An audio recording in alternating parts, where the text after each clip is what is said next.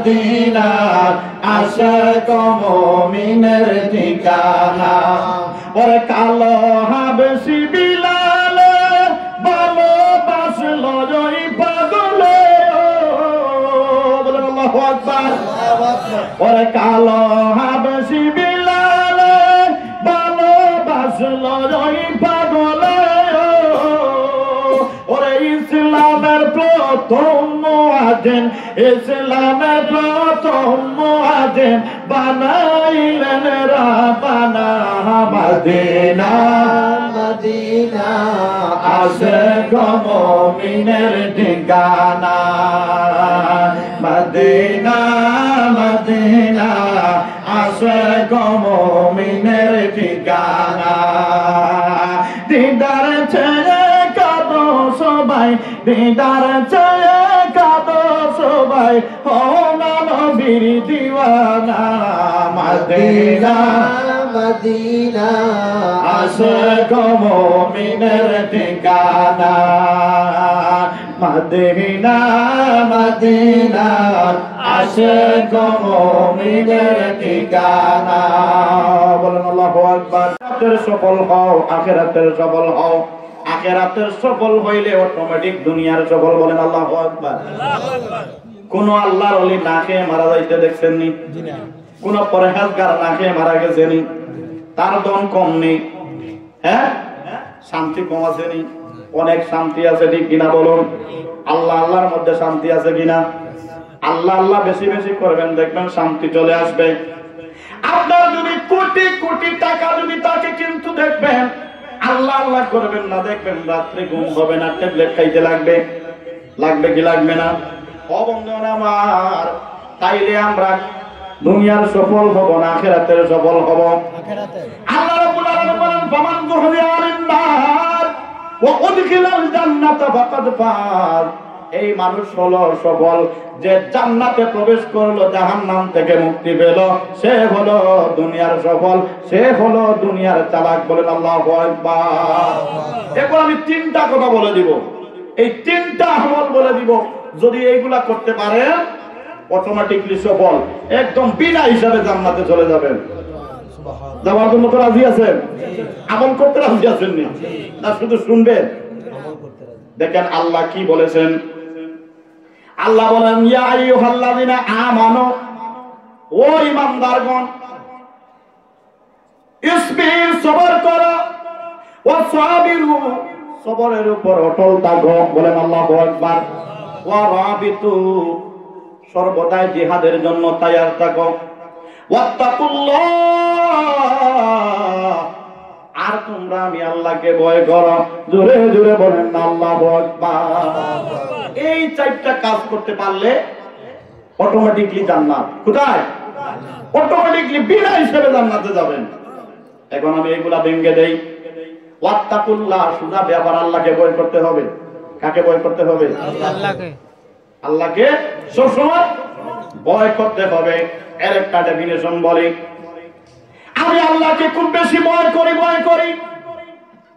আবার কোন মানুষ যদি বলে ব্যাংকের মধ্যে 1 লাখ রেখে দাও, 3 মাস পরে 2 লাখ পাইবা, এটা কি হবে? কি হবে? সুদ হবে। আমি আমার আল্লাহকে বড় ভয় করি, আবার সুদ খাই, ব্যাংকের মাধ্যমে হোক আর যায়ের মাধ্যমে হোক, তাইলে এটা কি ভয় করা হবে? এটা ভয় করা হবে না। তুমি যদি বলো না না, আমার আল্লাহ সুদকে হারাম করেছে, আমার আল্লাহ সুদ খাওয়ান না, লোককে ভালোবাসে না, না না, আমি সুদ খাবো না, আমি সুদ খাবো না, আমি আল্লাহকে ভয় করি, এটা হবে ওয়াত্তাকুল্লাহ। বলেন আল্লাহু আকবার। এরকম কাজ থেকে বিরত থাকতে পারবেননি? পারবেননি বলেন না? ঠিক আছে, একটা দিয়ে দিলাম। 2 নম্বরে আমি কিন্তু মানে নিচ থেকে উপর দিকে আসতেছি। 2 নম্বরে হলো ওয়ারাবিতু, সর্বদা জিহাদের জন্য তৈয়ার থাকা। এখন আপনাদের আশেপাশে অনেক হিন্দু ভাইরা থাকতে পারে, আমার মাইকের আওয়াজ শুনতে পারে, ভালো করে কান পাতিয়ে শুনো। অনেক হিন্দু পণ্ডিতরা ভুল ব্যাখ্যা করে, এইটার ব্যাখ্যা করে। তারা বলে যে তোমাদের কোরআনের মধ্যে তো তোমাদের রব, তোমাদের প্রভু ভগবান জিহাদের কথা বলেছে, এই জিহাদ দিয়ে তারা বুঝায় যে তোমরা আমাদের জন্য, আমাদেরকে মারার জন্য তোমরা সব সময় তাইয়ার। বলেন নাউযুবিল্লাহ। আল্লাহ রাব্বুল আলামিন এই জিহাদ দিয়ে নফসের জন্য জিহাদের কথা বলেছেন। বলেন আল্লাহু আকবার। আমাদের নফসের মধ্যে সব সময় একজন প্রেরণা দিতেছে কি দিতেছে না? এটার নাম কি? শয়তান। আযাজিল। নাম কি? ইবলিস, শয়তান, মালাউন। আল্লাহ বলেন এই মালাউন তোমাদেরকে সব সময় প্রেরণা দিবে। সে আমার কাছ থেকে কন্টাক্ট নিয়ে গেছে, তাকে আমি জাহান্নাম দিয়েছি, সে জাহান্নামে যা নিতে পারবে। আর আমার নবী, যত নবীরা আছে তারা তাদের রাস্তায় যাদেরকে আনবে তাদেরকে আমি জান্নাতে দেব। বলেন আল্লাহু আকবার। কোথায় যাব? জান্নাতে। এখন এই যে জিহাদ, এই জিহাদ দিয়ে হয়েছে তোমার নফসের মধ্যে একজন প্রেরণা দিতেছে, যার নাম হলো আযাজিল। তুমি তার সঙ্গে জিহাদ করতে হবে 24 ঘন্টা। কয় ঘন্টা? 24 ঘন্টা। কিন্তু তোমার সঙ্গে সে আছে, তোমার সঙ্গে আছে, সব সময় তোমাকে কুপ্রেরণা দিতেছে। আমি একটা এক্সাম্পল দেই। যেমন হঠাৎ মসজিদের মধ্যে আযান হলো, মুয়াজ্জিন আযান দিলেন। কে আযান দেন? মুয়াজ্জিন আযান দিলেন। আসরের নামাজের উত্তর। এই সময় মানুষের কাজ বেশি থাকে না কম থাকে? বেশি থাকে। কেউ খেতি করবে, কেউ মার্কেটে যাবে, কেউ মিটিংয়ে যাবে, হয় কি হয় না? এই সময় আযান হয়ে গেল, আল্লাহু আকবার, আল্লাহু আকবার। তুমি আযান শুনলা, তুমি কোন কাজের জন্য বের হয়েছো, এই সময় তোমার কানের মধ্যে কুমন্ত্রণা দিবে, বলবে বাইরে এখন যদি তুই নামাজের মধ্যে লাগস তাহলে 15 মিনিট লস হয়ে যাবে। এই 15 মিনিটে কিন্তু তুই অনেক কিছু কাম করতে পারবে। আর মসজিদে যাওয়া বাদ দে, কাজের মধ্যে চলে যা। তুমি অটোমেটিকলি বুঝে নিও যে শয়তান তোমাকে কুমন্ত্রণা দিতেছে। এই সময় তুমি তার সঙ্গে জিহাদ করতে হবে। তুমি বলতে হবে আমার কাজ তাক, কোন অসুবিধা নাই, আমার আল্লাহর ডাকে আমার সাড়া দিতে হবে। জোরে জোরে বলেন না আল্লাহু আকবার। এই যে জিহাদ, এটার কথা আল্লাহ বলেছেন। বলেন আল্লাহু আকবার। দা দিয়ে, বন্দুক দিয়ে বোমা বর্ষণ করে এই জিহাদের কথা নয়। এরপর হলো ওয়ারাবিতু ওয়াসাবিরু, সবরের উপর অটল থাকতে হবে। সবরের উপর অটল মানে আপনি আজকে একটা জিনিস, মানে আপনি সিগারেট খান, বিড়ি খান, সাদা খান, এই খান সেই খান, হঠাৎ আপনি একটা সবর করলেন যে না আজকে থেকে আর মোটামুটি এগুলা খাবো না, এগুলা তো মকরু। এগুলা কি? মকরু। যে না আজকে থেকে এই মকরুটা আমি খাবো না। এটার মধ্যে সারা জীবন মোটামুটি স্থির থাকার নাম হলো ওয়াসাবির, মানে সবরের উপর অটল থাকে। বলেন আল্লাহু আকবার। এখন আসেন প্রথমটা হলো ইসবির, সবর করা। এটা হলো সবচেয়ে বড়। এই সবর কিন্তু 3 জায়গায় করতে হবে। কয় জায়গায়? 3 জায়গায় যদি সবর করতে পারেন, আর বাকি যে 3টা বলেছি এটার মধ্যে এইগুলা যদি করতে পারেন অনায়াসে জান্নাতে। এই কয় জায়গায় সবর শুনবেন নি? আমলের কথা ভাই, এগুলা কিন্তু কিচ্ছা কাহিনী নয়, আমলের কথা, বেহেশতে যাওয়ার রাস্তা। শুনে 3 জায়গায় সবর করতে হবে। প্রথম হলো ইবাদতের ক্ষেত্রে। কিসের ক্ষেত্রে? ইবাদতের ক্ষেত্রে সবর করতে হবে। এখন ইবাদতের ক্ষেত্রে কি সবর শুনেন, ভালো করে মন দিয়ে শুনেন। অনেক কারি সাহেব আছে, সে শুধু তার গলাটা মানুষকে দেখাইতে চায়, সওয়াবের উদ্দেশ্য নয়। আল্লাহ বলেন তুমি সারা জীবন কোরআন তিলাওয়াত করবা, কিন্তু এই মনোভাব যদি তোমার মনের মধ্যে থাকে, তোমার এক সওয়াবও আমার ফেরেশতারা দেখবে না, আমার কাজে আসবে না। বলেন আল্লাহু আকবার। তোমার আগে মন ঠিক করতে হবে। অনেক হাজী সাহেবরা আছে, হজ করে চলে আসার পর মনের মধ্যে মনটা কুমড়া হয়ে যায়, কুমড়াটা বড় হয়ে যায়।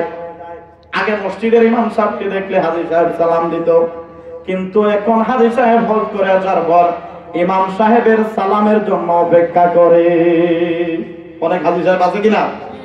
হাজী সাহেব তাকবীর করা খারাপ পাবেন না, আপনাদের কথা বলছি না। অনেক হাজী সাহেব আমি দেখেছি, আমাদের রাতাবাড়ি এক হাজী সাহেব হাওড় হোদ করে এসেছে, ভালো কথা, এসে ইমামতি আরম্ভ করে দেয়।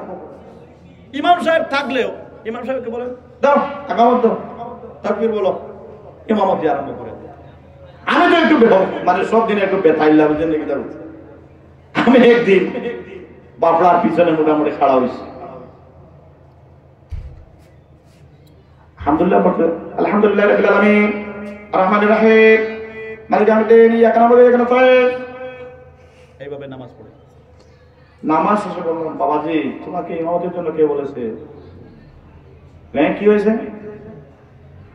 বাবা তোমার তো নামাজ হইল না, আর এতটুকু লোক যে তোমার পিছনে নামাজ পড়লো তারাও তো নামাজ হইল না। তোমার হজ করে কি মোটামুটি আলিম হয়ে গেছো না মুফতি হয়ে গেছো? তুমি তো হাজি হয়েছো, তোমার তো ইমামতির দায়িত্ব কেউ দেয় না। সে বল না আমাদের আছে, আমি হজে গিয়ে শুনছি মানে শিকার, আমরা এখন ছাত্র। আমি বললাম বাবারে ছাত্র শিখো, এখানে তো নামাজ পড়ে তোমার শিখা হয় না, এটা তোমার টিভি এসে গেছে। এরপর থেকে মোটামুটি বাবলা আর কোনো তিনি বাবুতে লাগছে না। বলেন মাশাআল্লাহ। তাইলে এইরকম যাদের মনোভাব থাকে, এটা কিন্তু সবরওয়ালা হজ নয়, এটা সবরওয়ালা হজ নয়। অনেক মানুষ সদকা করে দান করে, ভালো কথা করতে হবে, না হলে কি ইসলাম চলবে? ইসলাম চলবে না। কিন্তু তোমার মনের মধ্যে থাকতে হবে আমি যে সদকা করতেছি, দান করতেছি, দুনিয়ার কোন মানুষ দেখো কিবা না দেখো, আমার এই দিকে তাকানোর দরকার নাই। আমার আল্লাহ যদি আমার উপরে রাজি হয়ে যায়, খুশি হয়ে যায়, এটাই হবে মানুষের সফলতা। জোরে জোরে বলেন না আল্লাহু আকবার। অনেক মানুষ নামাজ পড়ে, পড়ে কি পড়ে না? অনেক মানুষ আবার তো পড়েই না। অনেক মানুষ কিন্তু নামাজ পড়ে, তার মনের মধ্যে থাকে যে আমাকে দুনিয়ার মানুষ নামাজি বলবে। আল্লাহ রাব্বুল আলামিন বলেন বান্দা তুমি মনোভাব নিয়ে নামাজ পড়বা, কিন্তু সারা জীবন নামাজ পড়বা, কিন্তু এক ওয়াক্ত নামাজ আমার কাছে কবুল হবে না। জোরে বলেন না আল্লাহু আকবার। বন্ধুরা আমার, কাল হাসরের দিন আল্লাহ একজন কারি সাহেবকে ডাকবে, ডান দিয়ে বলবেন কারি সাহেব আসো, এদিকে আসো। কারি সাহেব চলে যাবেন। আল্লাহ মনের খবর জানে কি জানে না? আল্লাহ তো মনের খবর জানে। আল্লাহ বলবেন কারি সাহেব গো, তুমি কারি সাহেব হয়ে গেছো, ভালো কথা, আমি তোমাকে কারি বানাইছি। আমি যদি তৌফিক না দিতাম তাইলে তুমি কারি সাহেব হইতে পারতা না। কিন্তু তোমার মনের খবর আমি জানি। তোমার মনের মধ্যে ছিল তুমি দেশে দেশে ঘুরে বেড়াইবা, তুমি তিলাওয়াত করবা, বেশি টাকা ইনকাম করবা, মানুষ তোমাকে বাহবাহ দিবে। এটা তুমি পেয়েছো কিনা? বলে হ্যাঁ পেয়েছি। তুমি যেটা চেয়েছিলে এটা আমি দিয়েছি, কিন্তু এইগুলার মধ্যে কোনো সওয়াব আমার মধ্যে আমার কাছে নাই। যাও যাও, তোমার সওয়াবের সওয়াবের খাতা শূন্য, এই দেখো তোমার সওয়াবের খাতাটা শূন্য, কিন্তু আজকে তুমি জাহান্নামে চলে যাও। জোরে জোরে বলেন না আল্লাহু আকবার। এইবারে একজন হাজী সাহেবকে ডাকবে, বলবেন তোমার মনের মধ্যে ছিল তোমাকে মানুষ হাজী সাহেব বলবে, বাহবাহ দিবে, এটা তোমার যেটা প্রাপ্য পেয়ে গেছো, কিন্তু আমার কাছে তোমার এই হজের কোনো দাম নাই। এইবারে একজন আলিম সাহেব ডাকবে, এইবারে একজন নামাজীকে ডাকবে, এইভাবে যার মনের মধ্যে ছিল আল্লাহ রাব্বুল আলামিন শূন্য করে দিবেন। ও বন্ধুগণ আমার, কিন্তু এইগুলার মধ্যে তো আমাদের সবর নাই। আমার যদি সবর না থাকে ইবাদতের ক্ষেত্রে, এইরকম ইবাদত কিন্তু আমাদের জিরো হয়ে যাবে। জোরে বলেন না আল্লাহু আকবার। এক নম্বর হলো ইবাদতের ক্ষেত্রে সবর। বুঝতে পেরেছেন তো যে সব ইবাদতের ক্ষেত্রে কি থাকতে হবে? সবর থাকতে হবে। দুই নম্বর হলো গুনাহ থেকে বাঁচার ক্ষেত্রে সবর। বলেন আল্লাহু আকবার। এখন একটা एग्जांपल শুনেন। আপনি রাস্তা দিয়ে হাঁটতেছেন, এমন সময় একটা সুন্দরী নারী তোমার চোখের সামনে পড়লো, কিবা তো বড় একটা টাকার বান্ডেল তোমার চোখের সামনে পড়ে গেল। পড়ে কি পড়ে না? অনেক মানুষ টাকা পায় কি পায় না? এই সময় যদি তোমার এই নারীটাকে দেখি, তোমার মনের মধ্যে যদি আসে যে কোন মালটা একটু ভালো করে দেখি, এটা তোমার হবে চোখের জিনা। কি হবে? চোখের জিনা হবে। বন্ধুরা আমার, এই যে চোখের জিনা তোমার হবে না যদি তুমি আবার তাকাও না। তুমি যদি বলো আস্তাগফিরুল্লাহ ইন্নাল্লাহা গফুরুর রহিম, আল্লাহর কাছ থেকে কাছে যদি পানা যাও, তাইলে তোমার কোনো গুনাহ হবে না, কোনো গুনাহ হবে না। আবার যদি খেয়াল দিয়ে তুমি যদি তাকাও, তাহলে এই যে গুনাহ তোমার হলো, এই গুনাহ থেকে বাঁচার ক্ষেত্রে তুমি যে আস্তাগফিরুল্লাহ পড়লা, এটা হলো সবর। বলেন আল্লাহু আকবার। তাইলে গুনাহ থেকে বাঁচার সবর থাকতে হবে। 2 নম্বর। 3 নম্বর হইল মুসিবতের ক্ষেত্রে সবর করতে হবে। কিসের ক্ষেত্রে? মুসিবতের ক্ষেত্রে। অনেক মানুষের কাছে মুসিবত আসে কিনা? কারো 5টা ছেলে আছে, একটা মারা যায় কি যায় না, এটা একটা মুসিবত কিনা? কারো 10টা গাড়ি আছে, একটা গাড়ি যুদ্ধ জয়ে একটা গাড়ি অ্যাক্সিডেন্ট হয়ে একদম শেষ হয়ে গেল, এটা একটা মুসিবত না? অনেকের 4-5টা গরু আছে, 2-3টা গরু মারা গেল, এটা একটা মুসিবত না? এটাকে বলা হয় মুসিবত।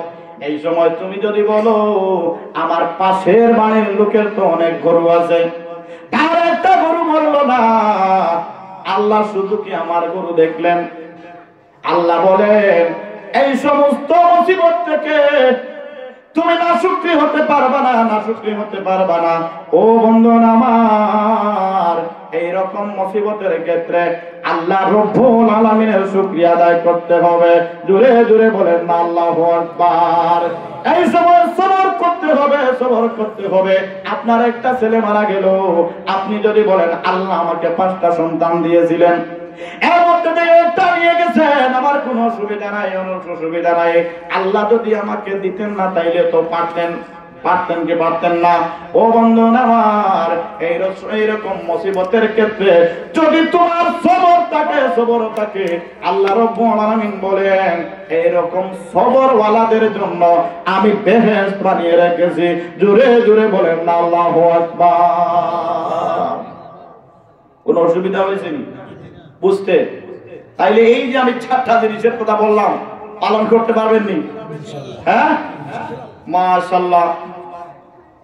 11টা বেজে গেছে, আর আমিও যে 2টা টপিক ধরেছি এগুলা মোটামুটি কমপ্লিট করে দিয়েছি। আমার হুজুর বলেছেন যে এই মাহফিল